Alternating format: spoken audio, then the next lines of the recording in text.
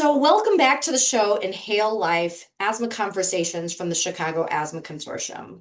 I'm your host, Dr. Sharmili Nienhuis, and today we're really diving into a topic that's very timely but often overlooked: asthma during the holidays. So, between cold weather, travel, stress, and all the scents, cookings, decorations, stress that come with the seasons, it can be really a challenging time for people living with asthma. So, joining me today are two wonderful guests. I have Justin Roberts, who lives with asthma and will share his firsthand experiences.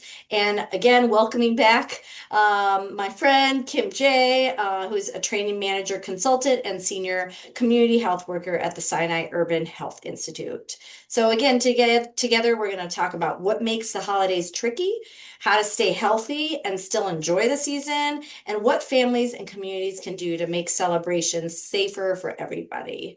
So let's start if you can each share a bit about yourselves and what the holidays usually look like for you. So Justin, I'll start with you.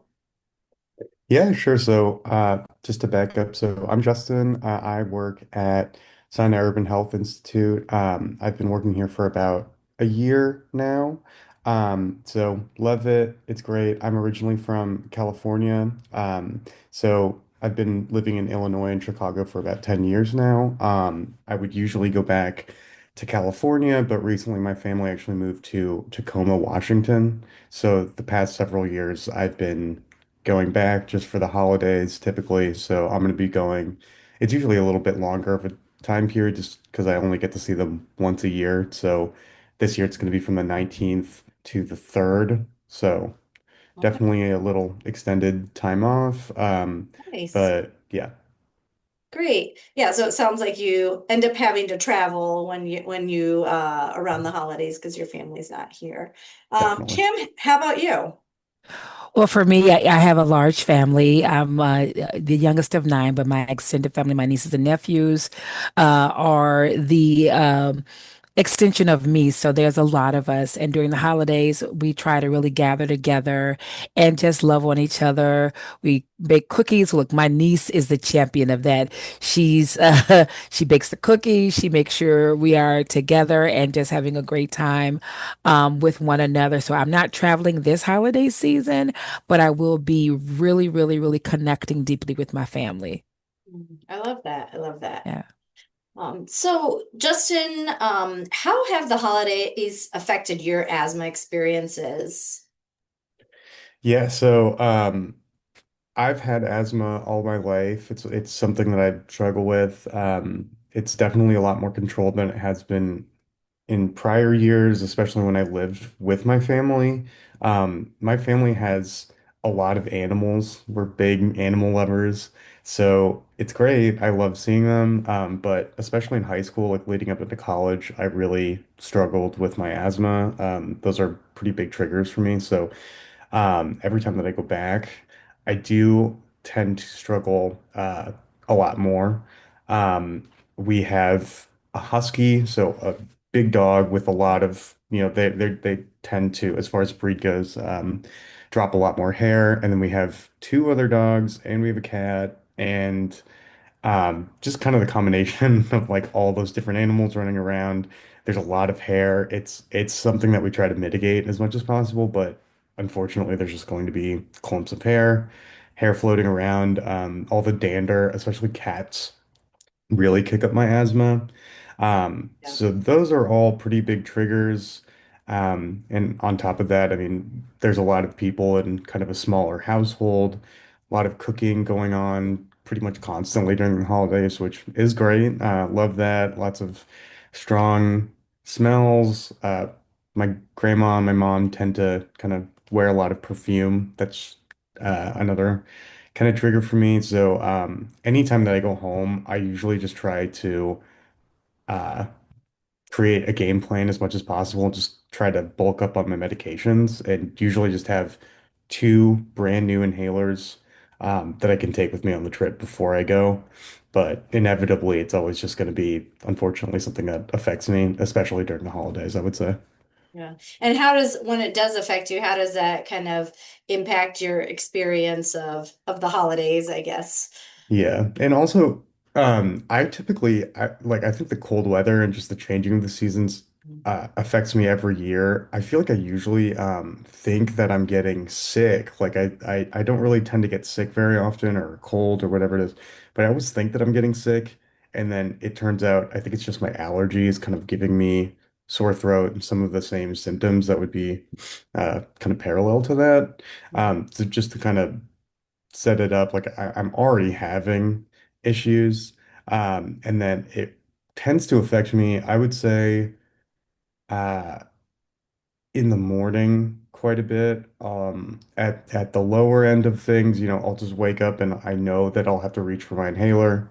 But especially with all the animals and just with everything kind of going on, it usually more tends to be I wake up and I really, really, really need it. Mm, So, especially in high school, I had it a lot worse. It's not so bad now, but there would be times where I don't, I'm not like an expert by any means. I'm not a doctor, but like I know that there would be times where I would almost wake up and have like very clear breathing for a second. And it'd be very clear. And I'm just like, why am I waking up suddenly? And then all of a sudden it just starts to really, really affect me. And it's very labored breathing. And I just kind of frantically need to find my inhaler. And I mean, maybe there's something that I could learn today, but because I'm not sure like why that happens to me. I don't know if it's an adrenaline thing or what, but I find myself really clearly breathing and then I start really, really struggling. And then I reach for my either rescue inhaler or my controller. Um, Honestly, maybe this isn't the best practice, but I usually reach for the rescue just because if it's like really early in the morning, my controller, I need to wash my mouth out because otherwise it causes a very sore throat for me. I use Symbicort. Um, so I usually reach for the rescue. But yeah, and then I also take Montelicast, so single air, and then I also take and I think it's prescriptive Zyrtec, I believe. So those all have helped me quite a bit. But I mean, even now, even in my own house, I'm still struggling, and I don't have any animals, so I'm anticipating that's going to be probably pretty hard this year, unfortunately. But we'll hopefully not. yeah, no thanks, Justin, for that. I think you really summarized almost all the challenges that people living with asthma have, during the holiday season. Again, traveling itself, you're exposed to more viruses or other, potentially, respiratory diseases. But also being in the households, again, you're used to like avoiding certain things, but now you're in somebody's house and it's difficult to avoid those things like those strong odors and the cat dander and such. I don't know, Yep. Kim, was there anything else you wanted to add to that like in your experience when talking, well, your personal experience, but also when you're talking with your clients who are patients with asthma, that you found that the holidays, what makes the holidays challenging for them? So, in combination with what Justin has already shared, we like to decorate, and a lot of the decorations come with a very scented pine cones or candles or different air fresheners that are seasonal to this season that affect how patients with asthma struggle, not knowing that this is one of the culprits because it's like this is bringing me joy. I want this in my home, but it causes those asthma flare-ups. So you have that, you have the stress of trying to be the perfect parent or person when it comes to holiday gifting. So that is a part of it. When you think about heating your home in the holidays, we tend to raise the temperature. And when we raise the temperature in the home, that also is a trigger for those who have asthma. So when I do have patients who speak of those things or don't even recognize it, but I see that when I visit or have conversations, I offer some tips for how they can mitigate those issues, but still enjoy the festiveness of the holiday season. Yeah, yeah. I just wanted to piggyback on some of those like overlooked triggers that you were talking about. And just also saying when you were talking about the decorations, definitely there's all those scents. But I guess I kind of have this childhood memory because we used to always like store our Christmas tree in the basement in this like really musty area. And I always when we pull it out, I'd be sneezing. I don't have asthma, but have allergies and just the either the dust or sometimes even mold that can accumulate on some of these decorations because we put it in places that maybe there's mold present. So that could be another trigger too when you're pulling out those decorations from a year ago. That definitely could be another trigger. So Justin, you talked a little bit about this is about how you plan ahead. But I was just wondering, have you ever run into challenges with either refilling or remembering your medications during the holidays? Yeah, definitely. Full disclosure, like I also have ADHD, so that's something, and I also have OCD, so kind of two like things that contribute to, I guess, planning or a lack of planning a lot of the time. So the reason that I kind of over prepare now is because in other scenarios and other years, there have been times where I just rushed out and then realized, oh, I'm really over relying on my inhaler, and then turns out I only had the one, and then now I need to scramble to get a refill and have that transferred over to Tacoma. So we've had to deal with all that plenty of times. Luckily, my little brother also has asthma, so if there's an emergency scenario, usually there is an inhaler somewhere, but he also struggles with asthma quite a bit too. So just to answer the question, I mean, yeah, there have definitely been times where we've, really struggled. I've kind of been left out where I just don't have anything, and those can be really scary. There have definitely been times, I mean, especially more in the last, I would say 10 years, like recently I've been a lot better about planning about it, but there were times in high school where I just didn't have anything at all. So, every once in a while I'd have to come up with a creative strategy. So I remember there was a time where they have these little orange inhalers at like CVS that are over the counter. They're not for asthma Yeah. and flare-ups, but they are. I forget what they are. They're antihistamines or something. But in really hard times, like I've had to buy one of those things, and I just try to use it as much as I can, and try to take some Benadryl, and hopefully ease any kind of inflammation. But I mean, when it's really bad, it can be really, really scary. I've only had to go to the hospital, I think once for asthma. But yeah, and I also, if I can, try to bring the solution for the nebulizer as well. That I find is a lot more difficult for me just because it's a pretty big machine. I understand now that they have like I think smaller units, but um I should look into that for sure. I just know that I have like several nebulizers and they're just these big kind of heavy machines. I'm not really sure why they're made that way.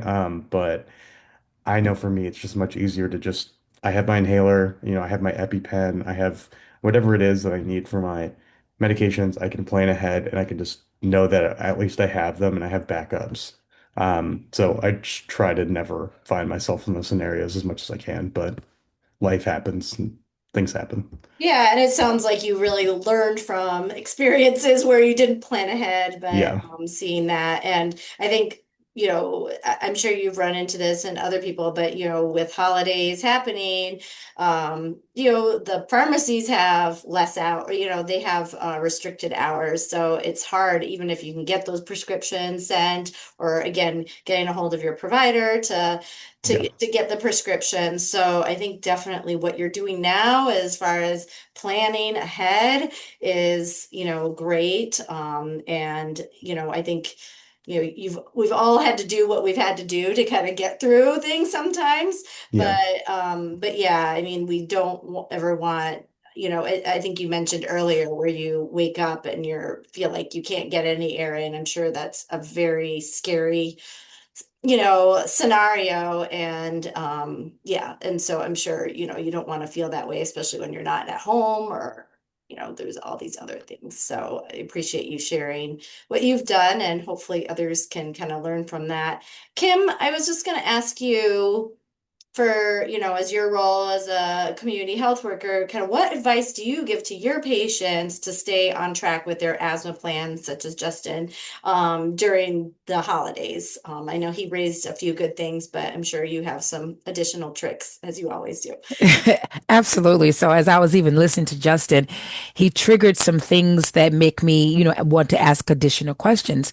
Because when we wake up in a panic of about, I need, we really need to grab my inhaler first thing in the morning, that means something is happening during the night. So number one, I ask them, what's in the room? Do the pets sleep on the bed? Are they in the room with you at night? And if that's a yes, then I would encourage not having that happen because of your triggers with your asthma. Additionally, with the other things you talked about regarding um, some of the smells, and sometimes you just again are really panicked about it. It wants me also to ask you about allergy testing if you've ever had that done, because some of the things that you're experiencing could actually be allergy related. But when I talk to patients about what they should do for the holiday season, is really take inventory and maybe even reflect, like in times past. What was it that really triggered you in the holiday season? Because we don't think about it until that time comes up again. But if we get reflective and say, think about last year, what were some of the things that you did and how did you feel?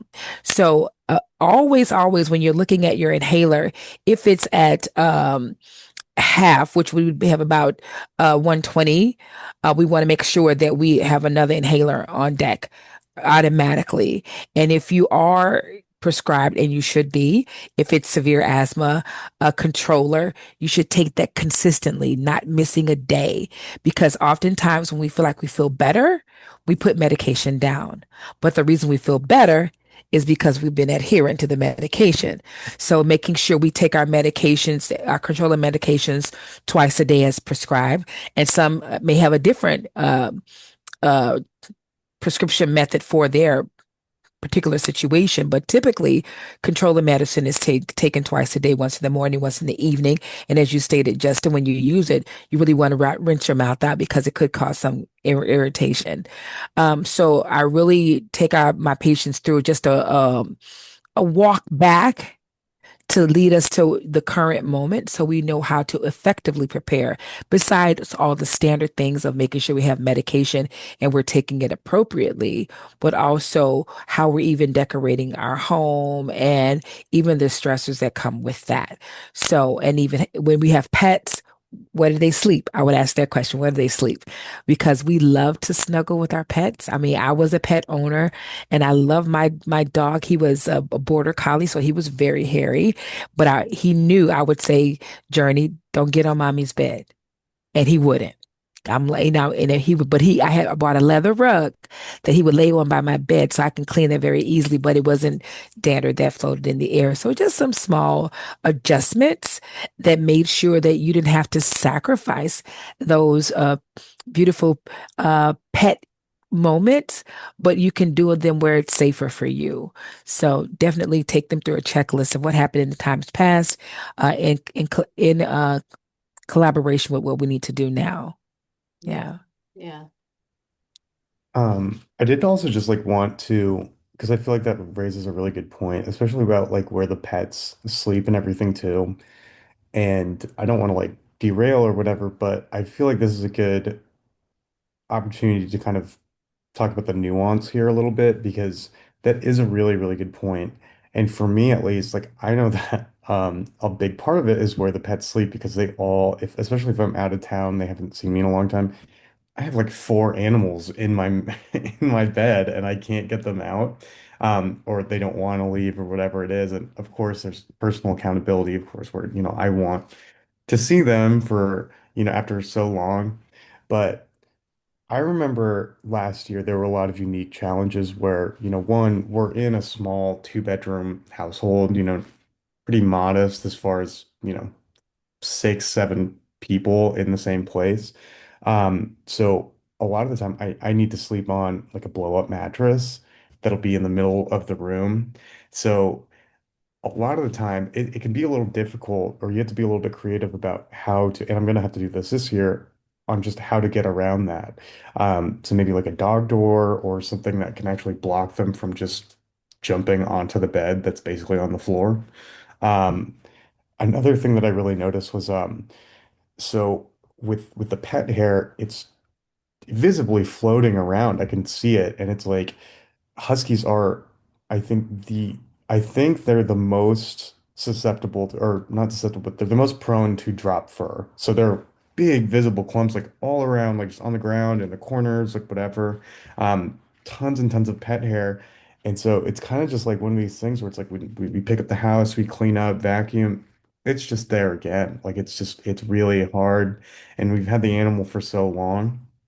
Um, and it would get to the point where my sweatshirt is covered in dog fur, so I throw it in the washing machine, dry it, and I take it out, and then within 10 to 20 minutes, it's completely covered again.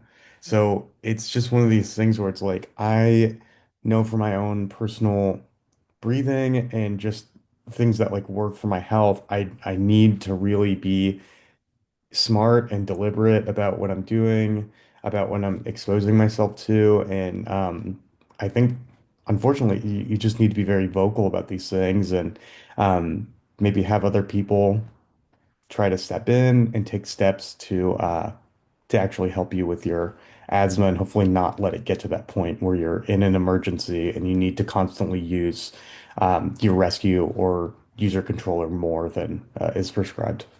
Absolutely. And Justin, when you say that, it's you're back with family, and those are some of the most beautiful times to experience. And you want to be fully engaged, but sometimes we have to just say, you know what, you guys, I have really bad asthma, or my allergies do flare up really bad. Could you help me with the pets? And don't let them jump on me. Or if you see them, if they even sit on the couch, right in that space, we're just breathing and all those things. But as a way to support that effort and even of self accountability. It's like, let me take my medication. Let me do 2 puffs, when I'm around the pets, let me be aware that this is going to happen. Try to be mindful of even keeping your face clean, because the pet hair does stick to the face, and just washing your face is very helpful with that, and it gets the dander out of your pores and the hair from your eyes. But just being mindful that I know this is going to happen to me. This is one of the sacrifices that I'm going to make to be with my family. So what do I need to do? Yeah, ideally, if the pets don't sleep where you sleep, perfect. If that is not the protocol, take medication like pre-treating when you're getting ready to exercise or even have activities. You don't take it once you are in an asthma episode. You take them before you even partake in the activities. And that's what helps a lot. Just being mindful of all those things, and even letting our family know that this is really, it's serious for me, because of the severity of your reaction to that. Because, and again, I would strongly encourage allergy testing, because if you have asthma, you could have eczema and allergies because they are cousins. They like to hang out together. Yeah. So, Yeah, yeah. And I was just going to add a couple of things. I think it just relates to communication. So I think first of all, like Kim mentioned, really kind of communicating with your family and being like, I love this time and I want to be here with you, but it's having a toll on my health and trying to come up with solutions. So you can be able to enjoy it as fully as everyone else is. So I mean, I think kind of in the situation you're talking about, Justin, like you said, maybe you can store the air mattress up high, something, while you're not sleeping on it, so the dogs aren't getting on it. Another thing, I mean, this can be a little bit more costly, but thinking about getting a HEPA air filter in the room where you're sleeping, sometimes depends, you can find them between 75 to $500, but that's an option to also consider. That might help, and it won't be as intensive because it's just running there, constantly. So that could be an option. And then lastly, I was just going to say, if you know that, okay, always in the winter when I travel to see my family, this is what's going to happen, talking with your healthcare provider, your asthma provider to see, okay, maybe they can come up with a special plan for you during that time, to say like, okay, well, maybe you're on this dose of this inhaler, but maybe we'll up it, your controller inhaler. So definitely just having, again, open communication with your family, but also with your healthcare provider, who can maybe work with you to try to adjust things if needed. Yeah. So I know we were actually just talking about families and, wanting to be able to spend time with families. And I think a lot of us have traditions that we do with our families. But how can, this is kind of for both of you, so how can families kind of balance keeping those traditions like wood burning fires or cooking certain foods or having candles, but with keeping the air clean and, the people living with asthma healthy? So maybe Kim, I'll start with you because I know I've heard you talk about this before. So the reality is some candles don't are not as asthma triggering as others. So maybe even adjusting that. I'm a big fan of getting quality air time. So opening up the windows, allowing fresh air in to sort of clean out the stale air that's in our homes because of the candles, because of the cooking and all of those things. And just being offering some more natural alternatives to scenting the home, orange peels, apple slices, cinnamon sticks, boiling those in the house to get the same effect and using candles that just offer the flicker, but not the flame. Those electronic candles, same ambiance, but they don't give the powerful sense. And even trying soy-based candles, which are better for those who struggle with respiratory challenges. But the biggest thing when you are with your family, the family needs to know about conditions. It's like, when if anything happens to you in the midst of celebrations, they know exactly even what to do. And it's not an anomaly to them. It's like we know Justin has asthma. So if we're doing this, we want to be mindful of how it affects you. My family does that for me. There are some smokers in my family, and even when I'm at their home, they won't even smoke inside their own home. They'll like, Auntie Kim, you're here, or cousin, you're here. I'm going to just do this somewhere else, which is very thoughtful of them because you're at somebody's house, they can do what they want. But when they care for you, they care for how they entertain you and receive you in their home. So when everybody is on board with what it is and how they can support you, I think it is a better atmosphere rather than springing it on somebody like, I never knew you had asthma. And that's kind of the most challenging space to be in when people don't even recognize that you do have an issue. Now, I won't even call it issue, a condition where you have to be mindful of those things. So I think that as we not spend time, but as we share time with our family, we want to be mindful of everybody that's in the room, especially those who are managing a chronic condition such as asthma. Thanks. Justin, did you want to comment? I'm happy to repeat the question if if you forgot. It was just kind of more about how we can kind of balance keeping our traditions, but also being healthy and doing, what we know is right for our asthma. No, 100%. Yeah. I mean, so I would just say, I mean, I feel like for me, at least in my family, we have specific traditions too. My mom's side of the family is Indian.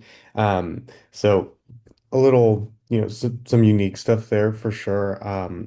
Certain thing, I feel like just to get at the question, um, it's about being creative as much as possible. And for me, at least, it's about picking and choosing which ones that we really want to preserve, which traditions that we want to keep going, and then maybe which ones, can take a back seat, or, maybe we could do a different version of the same thing. So, for example, we tend to burn a lot of incense in the house. And that is something that unfortunately really, really triggers my asthma. So that's something where, as much as we love them and I love them, I know I love the smell of sandalwood. It's just very triggering. So we need to do it less, I feel like, or potentially switch to something else. I didn't know about the soy-based candles, so I'm definitely going to look into that, first of all. Um, but certain traditions, like my family always has a real Christmas tree instead of a fake one. That's not really one that I would necessarily, I don't know if it really actively contributes to me and my family members' asthma, but that's one where I think, would want to keep it. So, I mean, opening up the windows really, really helps me personally. That's one of the things that I like about visiting Washington is that, it's not as cold as it is in here in Chicago. So we can tend to have the windows open a lot more and circulate the air. And if we don't do necessarily all of these traditions that can be triggering, but maybe just do some of them, I feel like that kind of paired with a really good specific holiday asthma plan, um, at least for me, has definitely treated me better than just going into it and just hoping for the best. So that's what I would say. Yeah, that's kind of just my game plan personally. Yeah, thank you. Yeah. Um, I know at the beginning we kind of touched on this is that we know that the holidays can be stressful. So, how do you feel like, friends and family can support people with asthma to help, reduce that stress or yeah. Justin, you want us to go ahead and start? Yeah. Yeah, for sure. So I feel like, I mean, stress wise, like I would say the holidays are probably, unfortunately, the most stressful point in the year for me. It just tends to be. I love my family to death. They're all great people, but there's a lot of drama. I feel like that always tends to happen for whatever reason. And I feel like in some way, I mean, I don't know, again, I'm not like a scientist or a doctor or anything, but I feel like for me, the stress can also actually have kind of a triggering effect on me. I also have anxiety, and I feel like that kind of tightness in my chest sometimes can kind of play into my anxiety and vice versa. So I feel like just having like a calm environment and trying to remove the stress as much as possible and try to kind of work through those things as much as possible, really, really helps. And, honestly, I just think both the issues with stress and the issues with the asthma can kind of be boiled down really on a surface level to communication.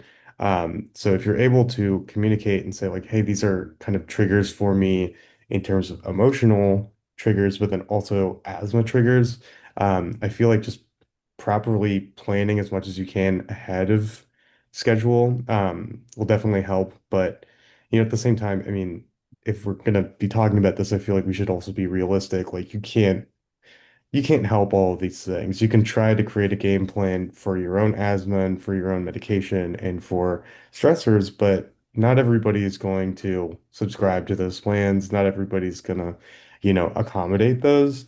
So I think it's also important to try to have a level of asthma regulation, but also kind of emotional and, anxiety, depression, whatever you're struggling with, kind of prior to that. It's important to try to have a good handle on it. And if it's not something that's working, whether it is, medical or whether it is behavioral, whatever it is, um, try to separate yourself from the situation, at least temporarily, if you have to, and just try to protect yourself. But I think planning would hopefully prevent that from happening. Yeah. Yeah. Great points, Justin. I totally agree with that, Justin. And also adding to that is that stress is a part of the season. And sometimes the stress is because of loss and stress is because of expectation. Like what we feel like people want from us or what we can provide for others. And it's almost like setting the stage in preparation of how we're going to spend the holiday season. And because I can only be responsible for me, if I experience stress at a space where it's affecting how I interact, then what is my game plan? How do I mitigate that so I can come back and be ready to participate more intensely and intentionally with my family and friends? sense. But a lot of stress comes from expectation. We've painted the holiday season to be more of what's in it for me rather than how can I contribute to my family in a most effective manner. One of the things that I decided to do this year as a part of managing my stress for this holiday season is to write a very heartfelt letter to my family members to let them know, individually how I feel about them, and added just a picture of a moment that we shared together. So, in those, I think are the most meaningful moments because when I think about it at the grander scale, it's like, what do we really need? And I think our needs are covered. And a lot of things that we're doing for holiday season about what we want. And I feel if we go down, we drill it down, we would just want to be happy and to enjoy each other. And if we think of it at a more organic level, we can prepare for a holiday season that is less stress charged and more intentional about the love that we want to share. So I think that preparation, and setting the expectation can help with that stress. But if stress does occur because we cannot control the outside forces, what is the plan for us? Because stress is definitely a trigger for asthma.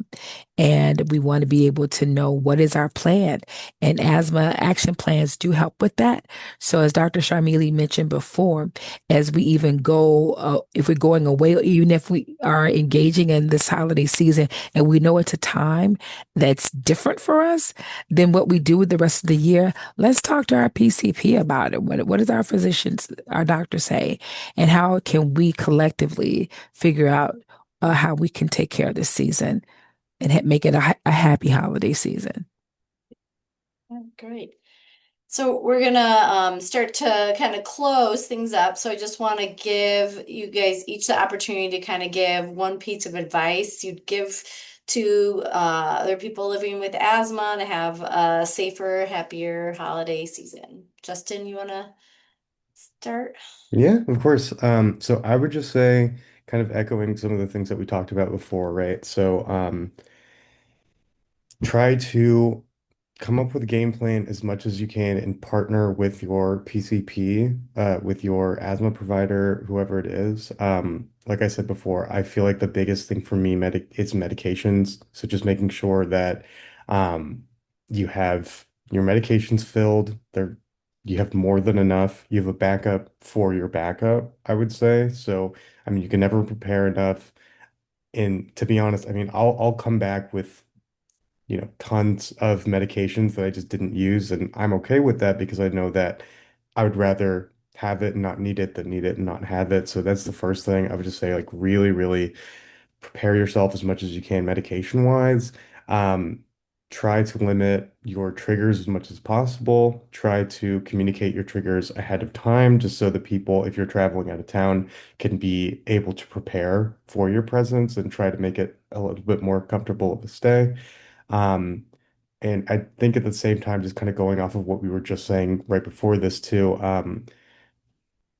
at the same time, don't try to control everything. I feel like a lot of the stress during the holidays, at least for me, comes from that lack of control. I'm alone. I live alone for so long. I'm in control of everything in my life. But when I'm around my family, when I'm around people in a different environment, yes, it's my family, but it's kind of new again. It's just because it's been so long, and there are things that I'm going to have to accept are beyond my control.